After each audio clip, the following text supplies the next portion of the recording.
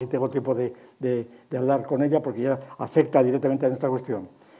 Cuando compara la embriología comparada, cuando compara el desarrollo del huevo humano con el huevo de cualquier otra especie, de vertebrados o de mamíferos, pues, como es bien sabido, las semejanzas son de tal naturaleza, las semejanzas de desarrollo, las fases de desarrollo son de tal importancia que, naturalmente, pues, arrojan mucha luz y también muchas sombras sobre las características del desarrollo humano. Es decir, y sobre esto, sobre todo cuando estas semejanzas se confrontan o se confrontaron en la época de Haeckel, sobre todo, y del evolucionismo darwinista, pero todo tal como lo desarrolló Haeckel, cuando se confrontan, pues en función de esto se desarrolló la famosa ley de recapitulación, la ley biogenética fundamental, según la cual las fases, digamos los plazos, ¿verdad?, de la ontogenia, del desarrollo de la gestación del feto, recapitulan las fases de la filogenia. Esta ley, como veremos en su momento, pues así formulada, es completamente metafísica, ¿verdad?, sobre todo porque está en relación con la teoría de las formas y del ideomorfismo que vamos a hablar. Bien. Bueno, entonces, vistas así las cosas, ¿qué quiere decir entonces, o por qué, o qué interés puede tener o puede haber tenido la consideración del aborto en cuanto involucrado en alguno de los contextos que enumeramos el otro día? Es decir, ¿qué quiere decir esta involucración y qué alcance puede tener? Se trata de una cuestión puramente académica, es decir, no, el aborto en sí mismo pues es un hecho neutro, claro, y el aborto, cuando está involucrado en contextos religiosos, teológicos, políticos, jurídicos, éticos, etcétera, etcétera, estéticos, importantísimo este asunto, importantísimo. Ahora diré dos palabras por qué, porque no voy a tener tiempo de desarrollar todo esto, pero en fin. La involucración en estos contextos, pues acaso tenga que ver precisamente con la norma, con la normatividad, con algo que tiene que, mientras que el aborto en sí mismo considerado como un proceso biológico, decimos, es neutro, simplemente se ocurre así, se describe, se describe, digamos, pues sin valorar, sin juzgar, simplemente se describe lo que es, ¿verdad? Pero cuando está en algún contexto resulta que inmediatamente aparecen valoraciones y normas. Pues, qué sé yo, por ejemplo, desde el punto de vista del contexto económico, pues se puede considerar el aborto y se puede hacer un juicio sobre el aborto, que ya no es neutral, en plan biológico. Se puede hacer un juicio sobre el aborto que sin necesidad de remontarse a los principios, pues diría yo, pues metafísicos o religiosos o teológicos. Simplemente se puede condenar al aborto por razones de lo que es un despilfarro económico. El aborto significa un verdadero despilfarro de energías por parte de la sociedad que permite el aborto, por parte de quien aborta, y entonces este despilfarro, pues en circunstancias determinadas debe frenarse, debe limitarse o anularse en beneficio de otros métodos si es posible, de control de la natalidad, por ejemplo. Entonces,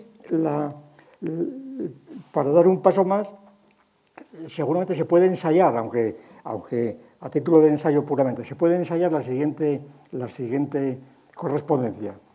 Que el aborto en sí mismo considerado, pues tiene que ver con lo que suele llamarse el ser del aborto, la realidad del aborto, la realidad en cuanto ser, simplemente.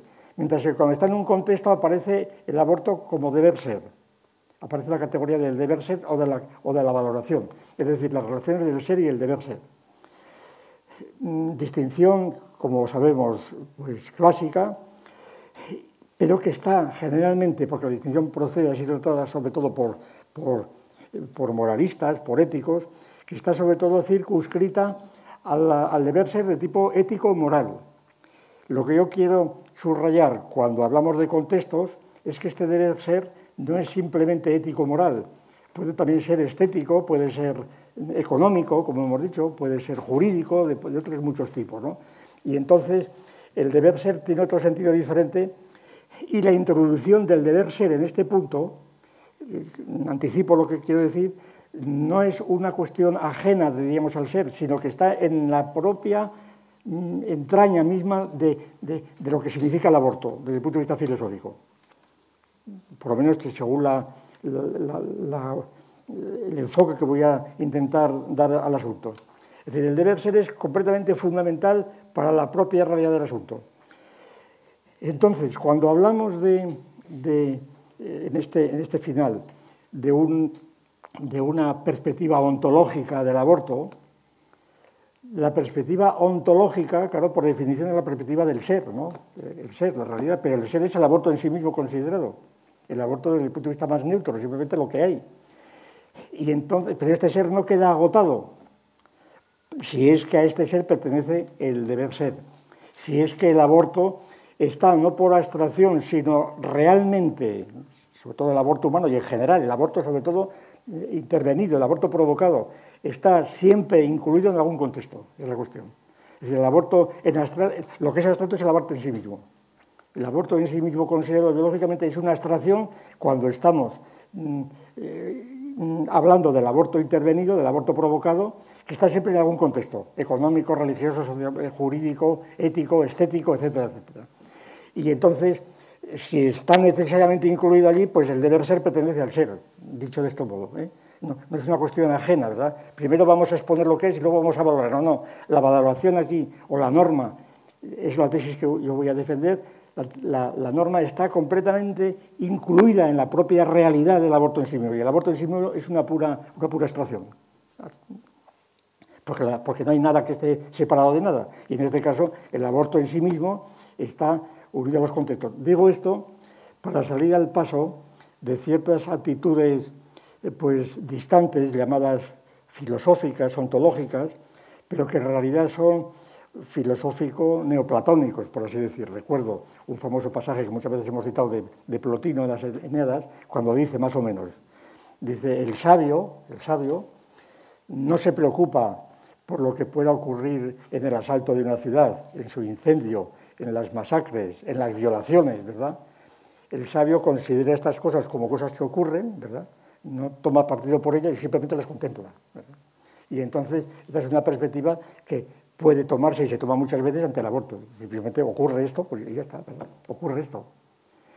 Y claro, esto es una cuestión muy, muy importante, como vamos a ver, porque tiene que ver mucho con el ser y el deber ser. Dos palabras sobre el asunto para entrar directamente ya en la cuestión.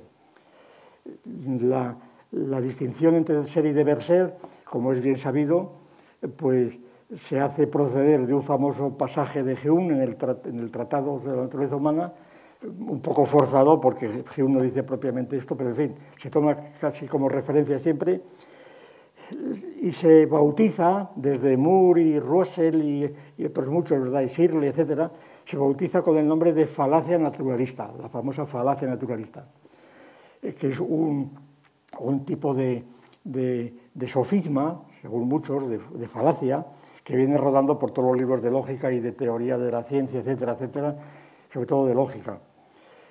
La falacia, dicha en dos palabras, porque no tenemos tiempo de más, se podría formular así: del ser es imposible sacar el deber ser, ¿verdad? Del ser no podemos sacar el deber ser. Es decir, cuando estamos hablando del ser no podemos sacar el deber ser. Aplicado al caso del ser en sí del aborto, no podemos sacar ninguna norma de cualquier contexto que sea, ¿verdad? De manera que ya vemos la importancia de la distinción. Porque resulta que si del ser del aborto no podemos sacar, del ser en sí del aborto no podemos sacar ninguna norma, resulta que las normas estarán siempre sobrepuestas, sobreestructurales a la verdadera realidad, que el sabio podría ver, el sabio neoplatónico, que digo, el sabio de Plotino, el sabio gnóstico que llamamos nosotros, el sabio gnóstico, que es especulativo, que no interviene en la práctica, simplemente se limita a registrarla, ¿verdad? Bien. Considerando esta actitud especulativa de registro, gnóstica, como si fuera más profunda que